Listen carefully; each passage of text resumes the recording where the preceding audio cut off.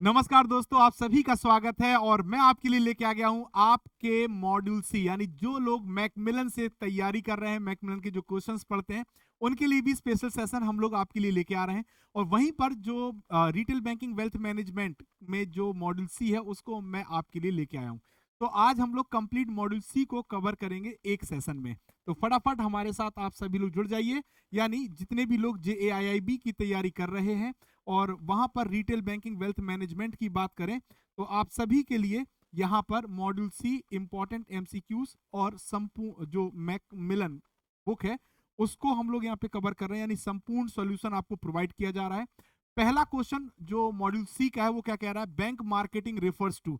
तो जो bank marketing है वो किस चीज को रेफर करती है? पहला, identifying the most profitable market now and in the future, यानी आज जो सबसे ज्यादा प्रॉफिटेबल मार्केट है वो, या भविष्य में जो प्रॉफिटेबल मार्केट हो सकता है उसको आइडेंटिफाई करने के लिए बैंक मार्केटिंग को रेफर करता है। Assessing the present and future need of the customer, customer की आज की क्या नीड है, भविष्य क्या नीड है, उसको असेस करने के लिए। Setting business development goals and making plan to meet them, है ना, बिजनेस डेवलपमेंट गोल को सेट करना और उसको मीट करना। Adopting to the changing environment in the market place. ठीक, तो ये आपके चार स्टेटमेंट हैं जो कि मार्केटिंग से रिलेटेड है। अब आपके सामने जो ऑप्शन है वो ये हैं। पहला को जो ऑप्शन है वो कहता है पहला और दूसरा सही है। दूसरा ऑप्शन कहता है दूसरा और तीसरा सही है। तीसरा ऑप्शन कहता है पहला, तीसरा, चौथा सही है। और डी कहता है पहला, दूसरा, तीसरा और चौथा चार हो सही है। तो आप सभी को बता दें कि इस क्वेश्चन का जो सही आंसर है वो चार, चौथा, यानी चारों ही ऑप्शन आपके सही हैं। ऑप्शन में कहा क्या गया है, आइडेंटिफाई करना मोस्ट प्रॉफिटेबल मार्केट आज या जो कल होगा। असेसमेंट करना कि प्रेजेंट में या फ्यूचर में कस्टमर को कौन कौन से प्रोडक्ट की जरूरत हो सकती है, उसी आधार पर अपने बिजनेस गोल को डेवलप करना और उनको अचीव करना। और अडॉप्ट करना चेंजिंग एनवायरनमेंट, भविष्य में जो जो चेंजेस हो रहा है उसको अडॉप्ट करके उसी के अकॉर्डिंग अपने आप को कस्टमर्स के लिए उपलब्ध कराना, यही सबसे बड़ी मार्केटिंग है। तो यहां पर जो सही आंसर होगा वो डी होगा दोस्तों। क्वेश्चन नंबर 2, मार्केटिंग मिक्स में इनमें से क्या क्या रेफर किया जाता है? तो आपने देखा था पहले 4P होते थे, फिर 3P और आ गए। सो टोटल आज आपके पास जो पीस हैं वो 7 पीस हैं। कितने पीस हैं दोस्तों? 7 पीस।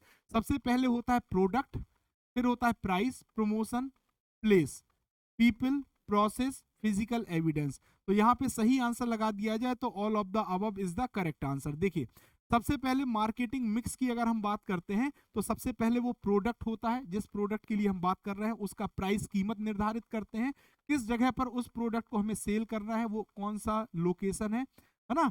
फिर इसके बाद होता है प्रमोशन, ज्यादा से ज्यादा लोगों के पास तक आपके प्रोडक्ट की अवेयरनेस पहुंचे। फिर होता है क्या, प्रोडक्ट के बाद प्लेस के बाद प्रमोशन के बाद क्या है, प्रोसेस, कौन कौन सा प्रोसेस यूज हो रहा है, फिजिकल एविडेंस और नहीं, पीपल, फिजिकल एविडेंस और प्रोसेस। ठीक है दोस्तों, चलिए, तो ये 7 पीज आपके होते हैं। क्वेश्चन नंबर 3 क्या कहता है देख लेते हैं। क्वेश्चन नंबर 3 की बात करें, so all the piece in marketing mix are interlink, सभी पी आपस में जुड़े हुए हैं। तो in order to effectively develop and market a product or service in the retail banking space which one of the element is not relevant, है ना। सो piece में इनमें से कौन सा प्रोडक्ट ऐसा है जो रिलीवेंट नहीं है, इनमें से कौन सा प्रोडक्ट ऐसा है जो रिलीवेंट नहीं है?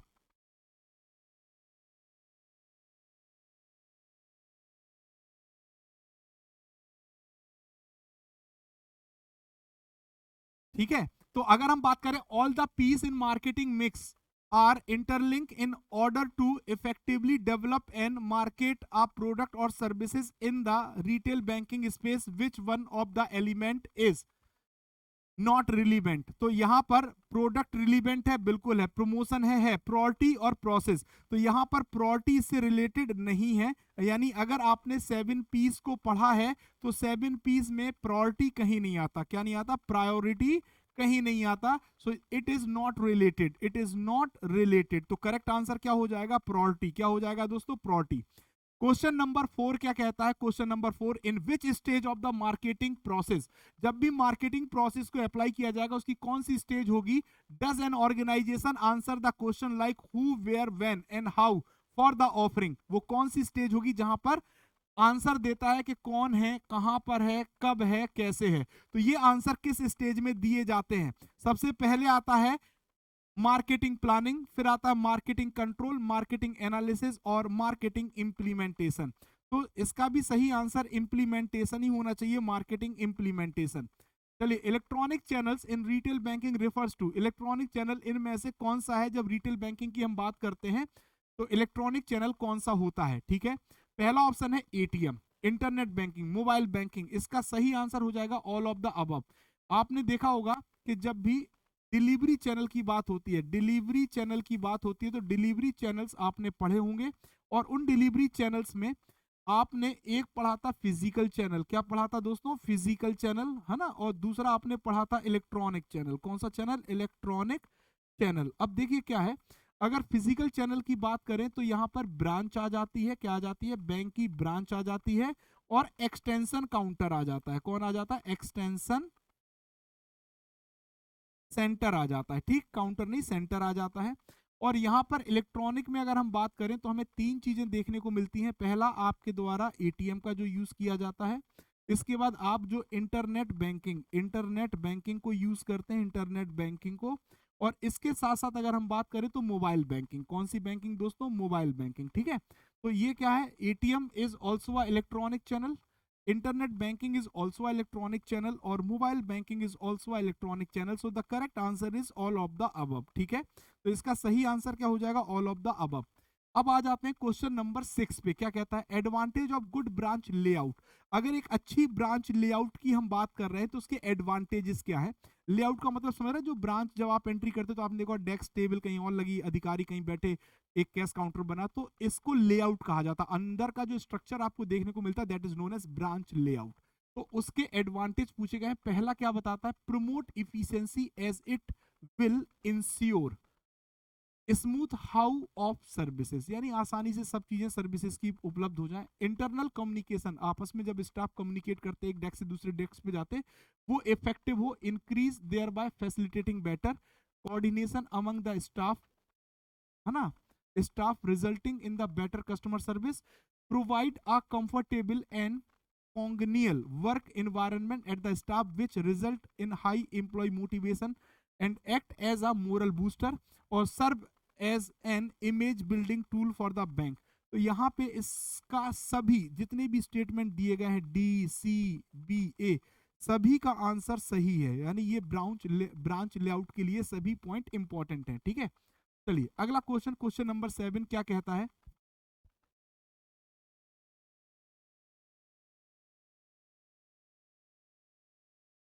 क्वेश्चन नंबर 7 क्या कहता है? The facilities available for mobile banking customer are. अगर कोई भी मोबाइल बैंकिंग कस्टमर है तो इनके लिए कौन कौन सी फैसिलिटीज अवेलेबल होती हैं? कौन कौन सी फैसिलिटीज अवेलेबल होती हैं?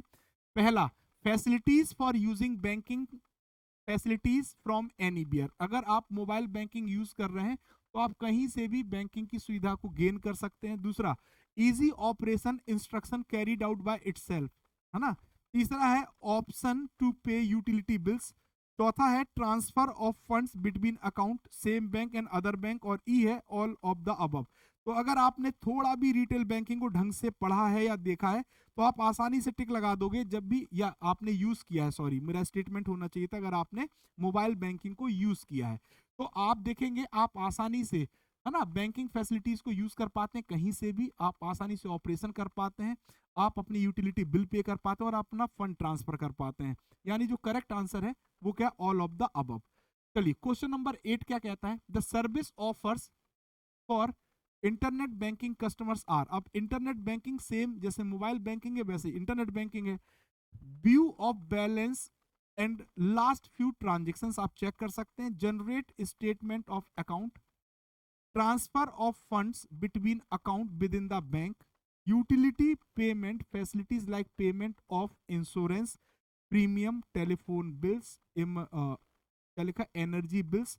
और ई कहता है ऑल ऑफ द अबव। तो अब आपका क्वेश्चन क्या पूछा गया था कि आपको बताना है इंटरनेट बैंकिंग। तो क्या इंटरनेट बैंकिंग से आप लाइट का बिल, इंश्योरेंस ये सब कर पाते हैं? बिल्कुल कर पाते हैं। इसके बाद उन्होंने कहा ट्रांसफर ऑफ फंड, क्या आप पैसा ट्रांसफर कर पाते हैं? बिल्कुल कर पाते हैं। क्या आप अपने अकाउंट का स्टेटमेंट देख पाते हैं? बिल्कुल देख पाते हैं। आप बैलेंस देख पाते हैं? बिल्कुल देख पाते हैं। अगर सभी चीज आप कर पाते हैं तो इसका आंसर फिर क्या होना चाहिए? ऑल ऑफ द अबव होना चाहिए। E is the correct answer. यानी इस क्वेश्चन का जो सही आंसर है वो क्या हो गया? ई। ठीक है दोस्तों, देखिए डिस्कस करके पढ़ रहा है। Harmonization of TAT and customer compensation scheme is applicable to. Harmonization of TAT and customer compensation scheme is applicable to. Question number 9. पहला है ऑल कस्टमर ट्रांजेक्शन, जितने भी कस्टमर ट्रांजेक्शन करते हैं उस पर, all digital transaction in the bank and all digital transactions across the authorised payment system, और सी कहता है ऑल ऑफ द अबव। तो यहां पर अगर हम बात करें तो ऑल कस्टमर ट्रांजेक्शंस पर भी एप्लीकेबल है और जितने भी डिजिटल ट्रांजेक्शन होते हैं उस पर भी एप्लीकेबल है, यानी यहां पर भी सही आंसर आपका क्या हो जाएगा दोस्तों, सी हो जाएगा। चलिए अब आ जाते हैं क्वेश्चन नंबर 10 पे। क्या होता है क्वेश्चन नंबर 10 में, देखते हैं।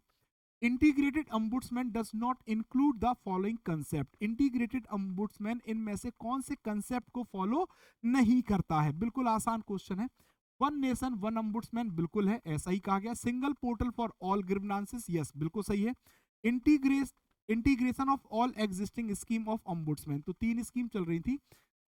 एनबीएफसीज अम्बुड्समैन को इंटीग्रेट किया गया है, बैंकिंग अम्बुड्समैन को इंटीग्रेट किया गया है, और जितना भी जो आप डिजिटल पेमेंट में है ना, डिजिटल पेमेंट हम कह देते हैं, डिजिटल पेमेंट में जो भी आपको रिड्रेसल थे वो भी ऐड किया गया। इन तीनों को मिला के क्या बना दिया गया है, इंटीग्रेटेड। क्या बना दिया गया है, इंटीग्रेटेड, इंटीग्रेटेड अम्बुड्समैन, है ना, इंटीग्रेटेड अम्बुड्समैन, है ना, लोकपाल, ठीक है। चलिए तो यहाँ पे लिखा है वन नेशन वन अम्बुड्समैन, सही है। Single portal for all grievances, सही है। इंटीग्रेशन ऑफ ऑल एग्जिस्टिंग, यानी तीनों सही। इसका सही आंसर होगा नन ऑफ द अबव। यहाँ पर सभी स्टेटमेंट जो दिए गए हैं वो सही हैं, जितने भी स्टेटमेंट दिए गए हैं दोस्तों वो सभी स्टेटमेंट सही हैं। Question number 11, which of the following payment app work without internet facility. इनमें से वो कौन सी ऐप है जो बिना इंटरनेट के ऑपरेट होती है? तो सबसे पहले मोबाइल बैंकिंग क्या बिना इंटरनेट के ऑपरेट कर सकते हैं? आप सीधे आंसर दोगे नो, ठीक। फिर आप कहते हो यूपीआई अगर आप पेमेंट कर रहे हैं तो क्या बिना इंटरनेट के आप कर पाएंगे? आप कह दोगे नो। फिर आएगा यूपीआई 1 2 3, तो आप कह दोगे यस, 1 2 3 यस। और मोबाइल वॉलेट ये भी नहीं कर पाएंगे। तो यहाँ पर जो फीचर फोन, कुल मिला के क्वेश्चन ये था कि फीचर फोन जो होते हैं ना, बटन वाले जो फीचर फोन होते हैं, अगर इन फीचर फोन की बात करें तो इनका यूज करके आप कौन सी, मतलब इनको यूज करके कैसे फंड ट्रांसफर करोगे? तो इसी के लिए आरबीआई लेके आया है यूपीआई 1 2 3 पे, जो कि यूपीआई बेस्ड है, कॉल करो ट्रांसफर करो। The collaboration with the national payment corporation of India, कौन कोलैबोरेट कर रहा? Reserve Bank of India. So the collaboration with the National Payment Corporation of India (NPCI), the Reserve Bank of India launched the Unified Payment Interface for feature phones. कौन से phone? Feature phones known as UPI 123 Pay on March 8, 2022. UPI 123 Pay 8 मार्च 2022 को introduce किया गया है। UPI 123 Pay is newly launched instant payment system which will allow user to make UPI transaction without an internet connection. NPCI has given the slogan click करो पे करो, click करो पे करो, ठीक है दोस्तों। चलिए, with regard to cardless cash withdrawal from ATM, which of the following statement is correct? है ना, cardless cash withdrawal from ATM, इनमें से कौन सा स्टेटमेंट बिल्कुल सही है? पहला कहता है कि customer has scan UPI QR code of ATM, ठीक है।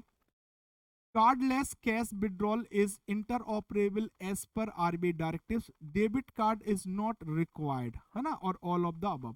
अब cardless use of ATM, withdrawal from ATM का मतलब क्या हुआ कि आप बिना कार्ड के एटीएम से पैसा निकाल पाए। तो आप जब एटीएम से पैसा निकालते हो तो कौन सा कार्ड यूज करते हो? आप डेबिट कार्ड यूज करते हो। कौन सा कार्ड? डेबिट।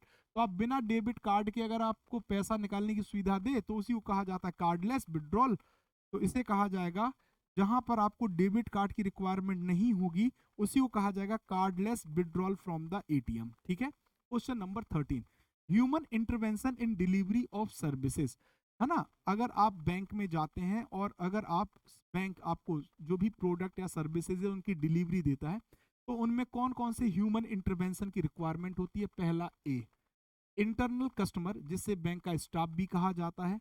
दूसरा, स्पेशलाइज्ड मार्केटिंग ऑफिसर या पर्सनल जो कि स्पेशल स्किल रखता है, एक्सपर्टाइज रखता है मार्केटिंग की।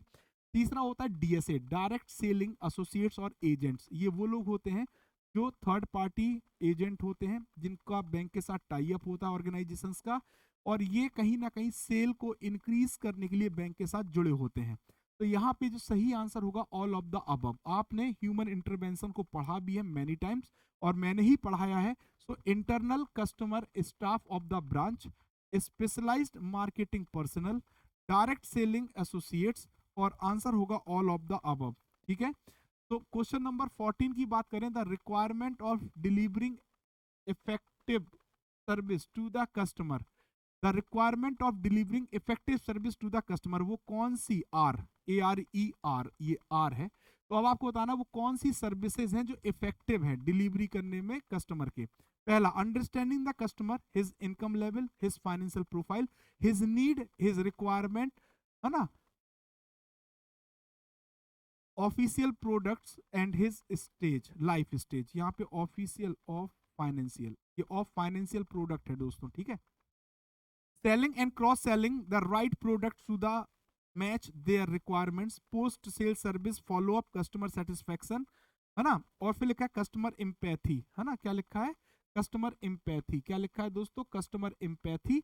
और चौथा के बाद जो पांचवा ऑप्शन है वो लिखा है ऑल ऑफ द अबव, क्या लिखा है दोस्तों, ऑल ऑफ द अबव, क्या लिखा है, ऑल ऑफ द अबव। तो अब आपको देना है सही आंसर क्वेश्चन नंबर 14 के लिए, which one is the correct answer. The requirement of delivering effective services to the customers are, पहला है, पहला क्या है, understanding the customer, understanding the customer, customer his income level और उनका फाइनेंशियल फाइनेंशियल प्रोडक्ट, बिल्कुल सही है। फिर लिखा है selling and cross selling, selling and cross selling the right product, बिल्कुल आप मैच करा सकते हैं। पोस्ट सेल सर्विस भी आप प्रोवाइड कर सकते हैं, कस्टमर एम्पैथी भी कर सकते हैं। तो इसका जो सही आंसर होगा दोस्तों वो ई हो जाएगा, all of the above is the correct answer. Tie up are entered into a bank for bulk sale of finance following assets। तो जो टाई अप की बात होती है ना कि बैंक टाई अप कर लेता है अलग अलग ऑर्गेनाइजेशन के साथ, उसकी अगर बात करें, बैंक है और ये अलग अलग ऑर्गेनाइजेशन है। मान लीजिए कोई क्या बना रहा है, बिल्डिंग बना रहा है, बिल्डर है, धुआंधार बिल्डिंग बना रहा है। ठीक है दोस्तों, दूसरा क्या है, कोई एजुकेशन ऑर्गेनाइजेशन है जो क्या प्रोवाइड कर रहा है, शिक्षा प्रोवाइड कर रहा है। तीसरा क्या, कार की एजेंसी है ना, कार की एजेंसी है, उनके साथ भी टाई अप हो सकता है। तो इसी को कहा जाता है टाई अप बिजनेस। तो होम लोन के लिए बिल्डर से टाई अप होता है, ऑटो लोन के लिए किससे, जो एजेंसीज होती है उनसे होता है, पर्सनल लोन के लिए भी टाई अप होता है, या एजुकेशन लोन के लिए भी टाई अप होता है। अब आपको बताना है कि विच one is the correct answer. तो यहाँ पर इन सभी क्षेत्रों में टाई अप का ऑप्शन अवेलेबल होता है बैंक के लिए, और बैंक टाई अप करते भी हैं। ठीक है दोस्तों, चलिए, what is the risk associated with DSA marketing model. Simple सी बात है, डीएसए डायरेक्ट सेलिंग एजेंट जो होते हैं ये प्योर मार्केटिंग पे काम करते हैं, प्योर सेलिंग पे। और जब प्योर सेलिंग की बात होती है तो कभी कभी ये कस्टमर को सही से डिस्क्राइब नहीं करते, और जो कस्टमर होता है वो डेप्ट ट्रैप में फंस जाता है, और इसके बाद फिर वो बैंक की क्या खराब करता है, रेपुटेशन। तो डीएसए से जो रिस्क हो सकता है उसे कहा जाता है रेपुटेशन रिस्क। क्या कहा जाता है दोस्तों, रेपुटेशन रिस्क कहा जाता है। इसके बाद अगर हम बात करेंगे तो वाई सीआरएम, सीआरएम की जरूरत क्यों है, need to increase operational efficiency and to drive more value from employees, increase competition in retail banking, increase importance of fee based income, delivery channel efficiency and application of technology, and ई है all of the above. अब देखिए हर जगह all of the above भी आ रहा है, तो इसका मतलब ये नहीं है कि ऑल ऑफ द अबव हर जगह सही होगा। सबसे पहले सीआरएम एक ऐसा सॉफ्टवेयर है जो नीड को समझता है कस्टमर की, और उस आधार पे ऑपरेशनल एफिशिएंसी को बढ़ाता है ऑर्गेनाइजेशन में, तो ये तो सही है। The increase competition in retail banking, बिल्कुल सही है। Increase importance of fee based income और डिलीवरी, जब 3 से 4 सही हो गए तो इसका मतलब आपका आंसर हो गया ऑल ऑफ द अबव। ठीक है, next question, question number 18, stage involve in CRM initiatives, है ना, जो भी सीआरएम इनिशिएटिव होता है उसमें कौन कौन सी स्टेज इन्वॉल्व होती हैं। चलिए क्वेश्चन आपको दे दिया गया है। पहला ऑप्शन कहता है capturing the customers profile and dissecting the profile into common information bucket, बिल्कुल ठीक है।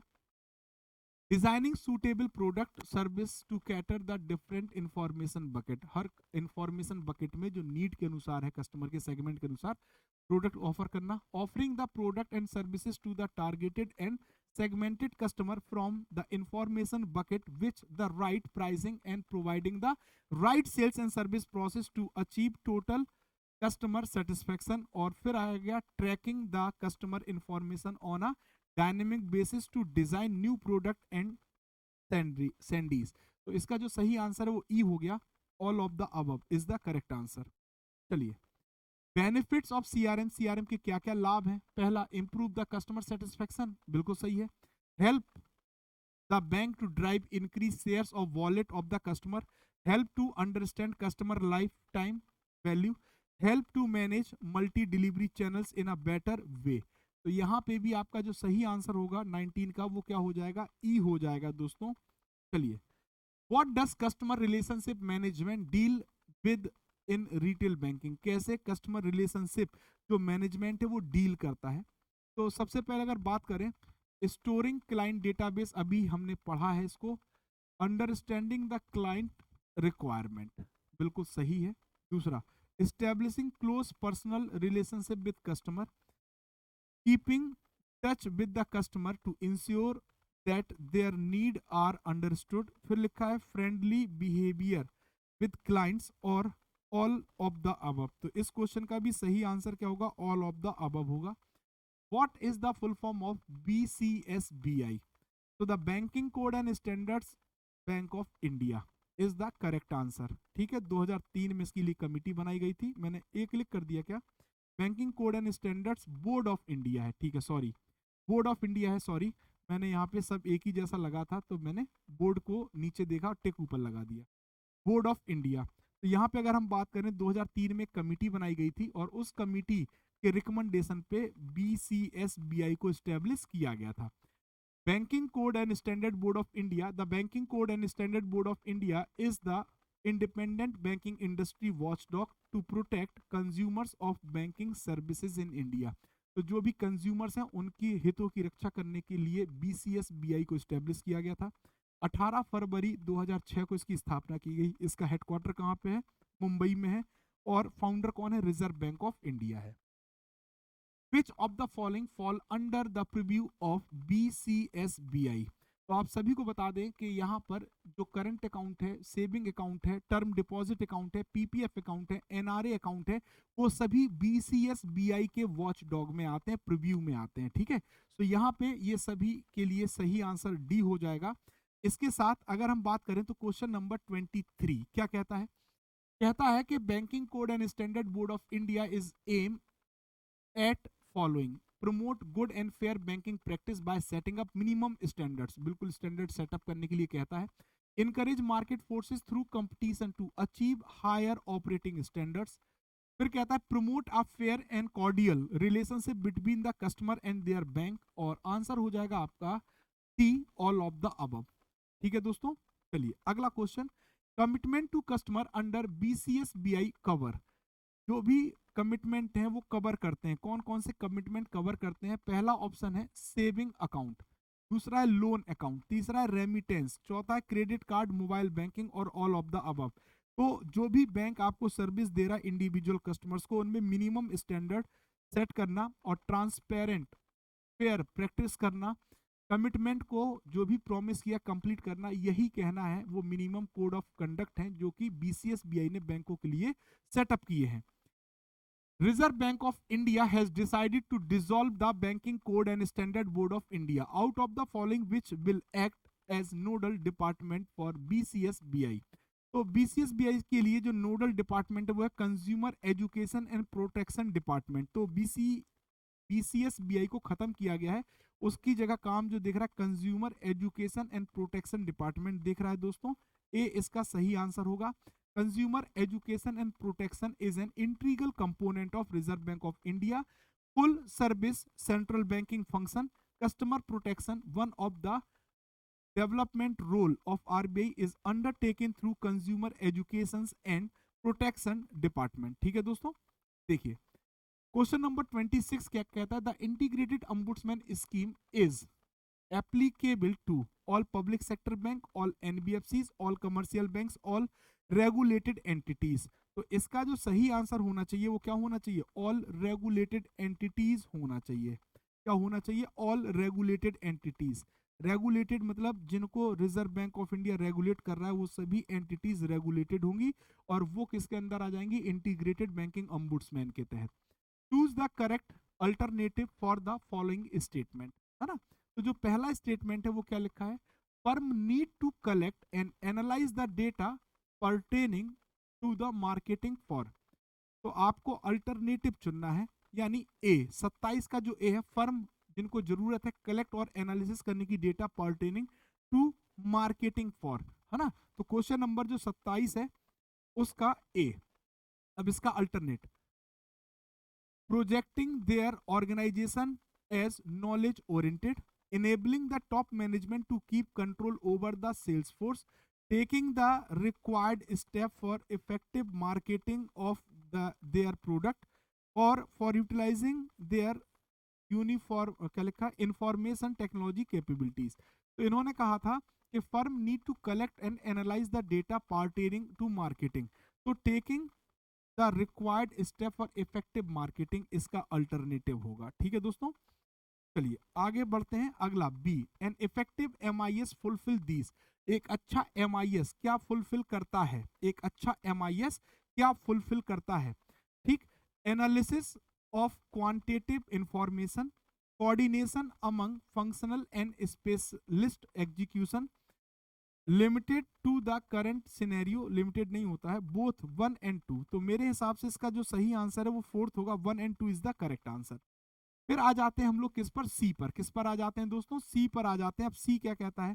थर्ड क्या कहता है? The component of information system do not include. अब जो कंपोनेंट है इंफॉर्मेशन सिस्टम का, मार्केटिंग इंफॉर्मेशन सिस्टम जिसे आप MIS कहते हो, उसमें क्या नहीं होता? मार्केटिंग इंटेलिजेंस सिस्टम नहीं होता, इंटरनल रिकॉर्ड सिस्टम नहीं होता, इंफॉर्मेशन टेक्नोलॉजी सिस्टम नहीं होता, या ऑल ऑफ द अबव, चारों ही नहीं होते हैं। फटाफट आंसर देते जाइए, फटाफट सभी दोस्त आंसर देते जाइए।